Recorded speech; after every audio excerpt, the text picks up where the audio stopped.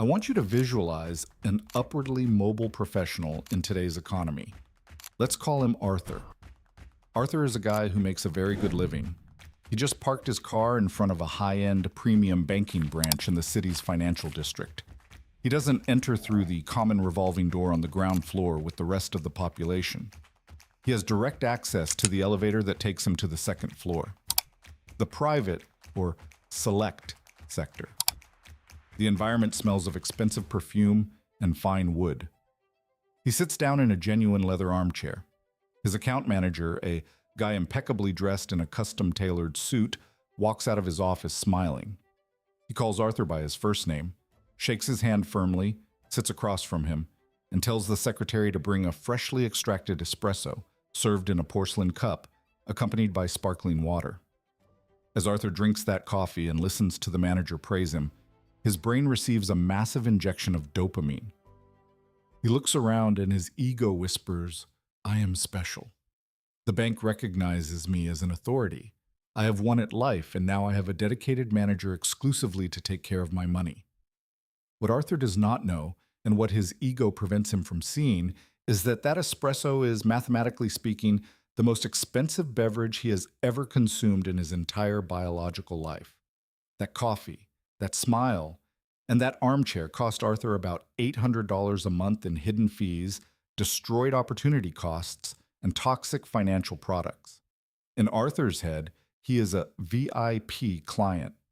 In the cold, raw, and algorithmic language of the bank's profit reports, Arthur is a host.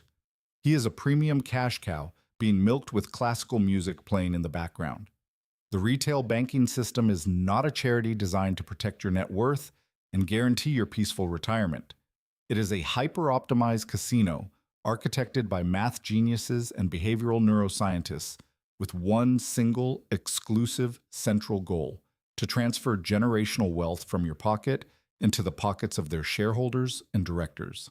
And they have developed the brilliant skill of doing this while making you feel flattered. I am Buck, and today we are going to hack into and invade the black box of the traditional financial system. I'm going to rip the curtain off the stage and show you the exact anatomy of modern credit manipulation. If you wake up in the morning believing that your bank is your business partner, brace yourself for a brutal reality check. We are going to dissect the 7 clear signs that you are being actively scammed by your bank.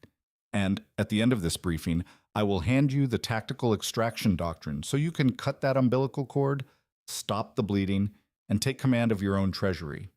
The operation has begun. In order for you to stop bleeding your money, you must first learn to see the invisible blades. The bank doesn't rob your money with a gun. It robs you with contracts. Here are the first 4 extraction mechanisms operating in your account right this very second. Sign 1. The myth of the partner manager and the conflict of interest. The biggest and most dangerous lie a civilian can tell themselves is thinking that their bank manager acts as their personal financial advisor. Engrave this absolute truth into your spine. Your manager is not a doctor prescribing the best cure for your financial health. He is a corporate salesperson operating under the daily terror of ruthless monthly quotas. Your manager's performance evaluation is not based on how much your investment account grew at the end of the year. His bonus is tied to how many overpriced life insurances, useless premium lottery bonds, expensive consortiums, and mutual funds with high management fees he managed to shove into his clients' portfolios. When he calls you excited about an unmissable and exclusive opportunity for you, he hasn't struck gold. He found a toxic product that the bank's board ordered him to unload by Friday to hit the quarter's target. If your manager frequently recommends products that lock up your money for months or closed funds that yield less than the economy's base interest rate, you do not have a partner. You have a predator on your phone line. Sign 2. The checking account, black hole, and the spread trick. You leave your salary, let's say $10,000, or the equivalent in your currency, sitting idle in your checking account.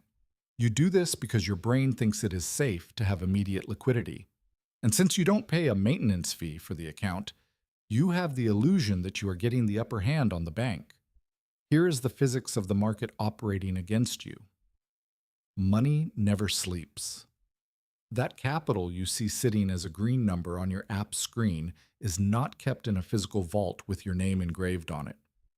The law allows the bank to take your idle $10,000 and, through a mechanism called the fractional reserve system, lend that exact same money to another desperate civilian in the market. They take your money at zero cost and lend it out charging 80%, 100%, or even 150% interest a year on the credit card limit of that other civilian. And what is your share of this astronomical profit the bank generated using your ammunition as raw material? Exactly zero. To make the scenario of your tragedy even worse, real inflation silently consumes about 5% to 7% of your purchasing power every year.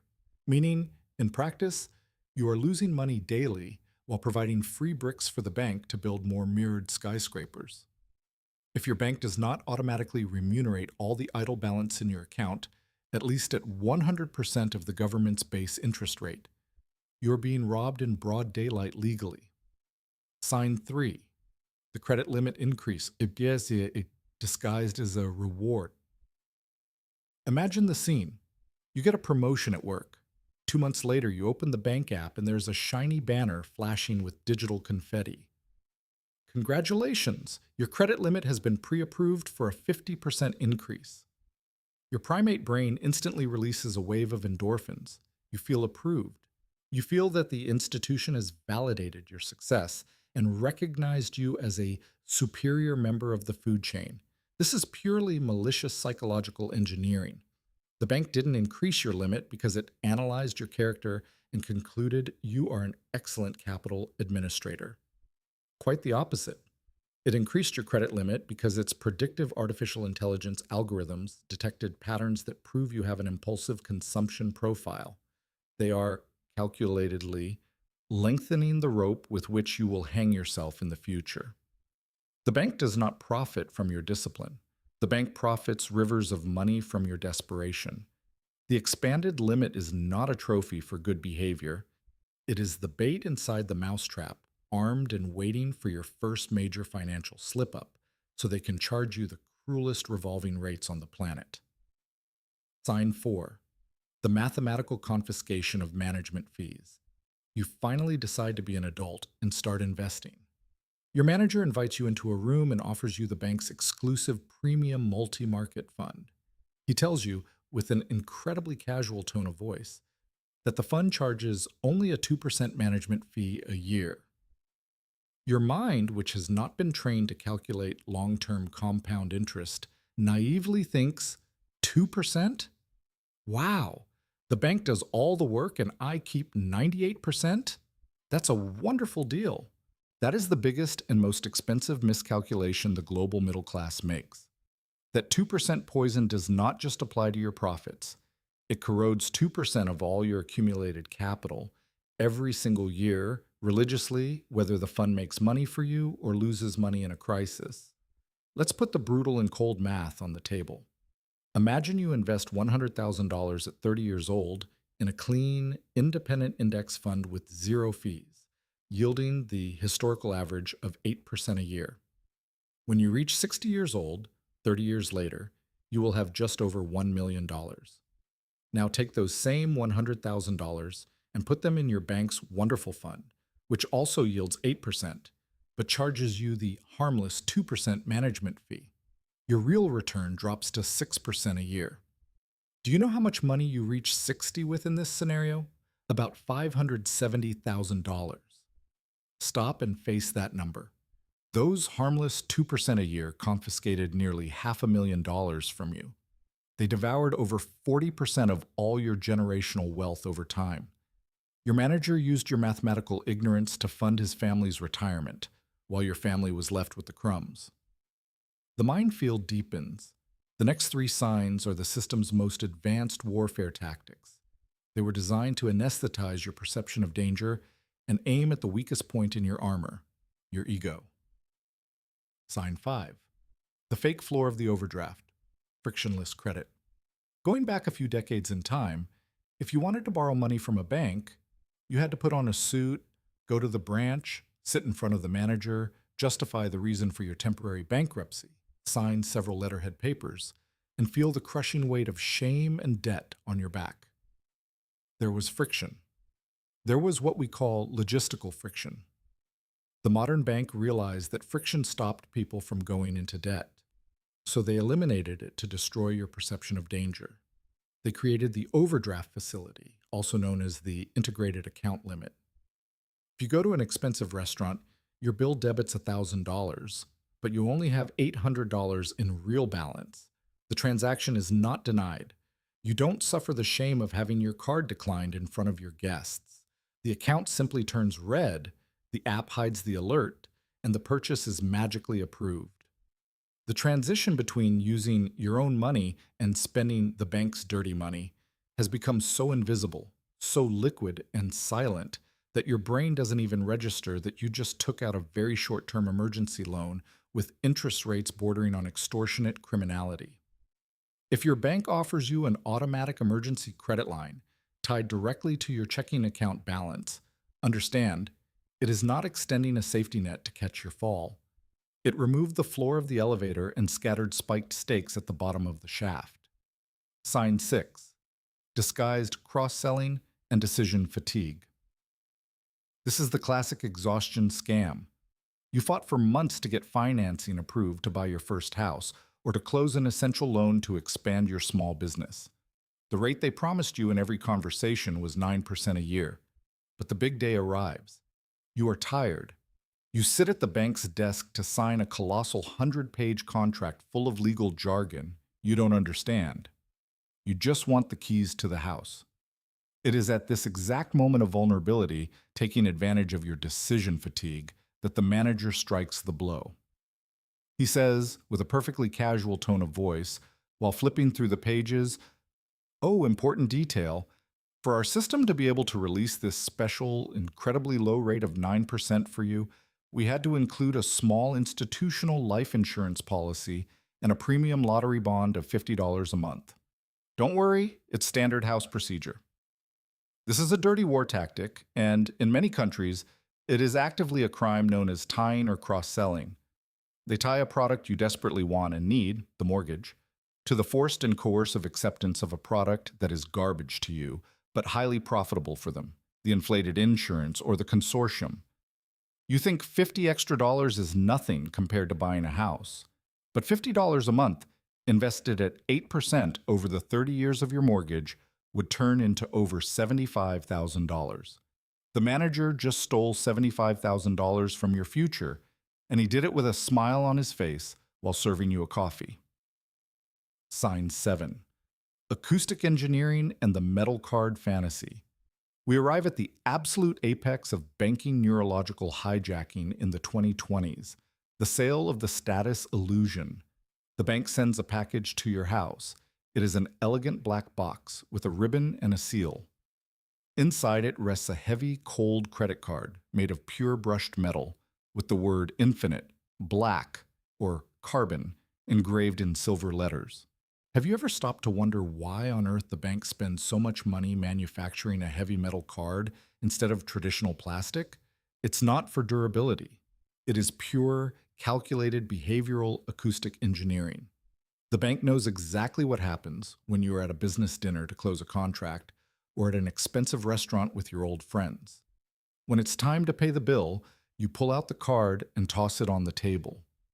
That metal card makes a distinct noise. It produces a sonorous, heavy, and imposing clink on the glass or wood. That deep sound will make the eyes of the others at the table turn to you. That sound will signal to the outside world that you are a high-caliber person, a successful person. And in that millisecond, your ego will inflate until it blows the roof off. But the bill for this vanity is bloody. In exchange for providing you with this narcissistic feeling, for feeding your identity fantasy as a winner in society, the bank charges the invisibility tax. They charge you $1,000 or $2,000 in hidden annual fees.